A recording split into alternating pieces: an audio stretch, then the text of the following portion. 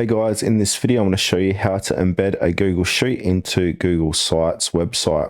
Okay, first step is to head on over to Google Sheets and find your sheet you'd like to publish to your Google site. So I've just got this swim results for the demonstration. So once you've got the Google Sheet open, we want to go ahead and click on to share. Now from here where it says general access, we want to make sure it is anyone with the link. Then from here, click on copy link, click done, go over to Google Sites, find the Google Sites that you'd like to embed that Google Sheet to. So I've got this one for this demonstration opened. Now from here, I'm going to scroll down and embed this Google Sheet. So I'm just going to put it in just above questions here. So I'm going to click here, click on embed. Now we could do by URL, paste in that URL, and now go ahead and click on to insert.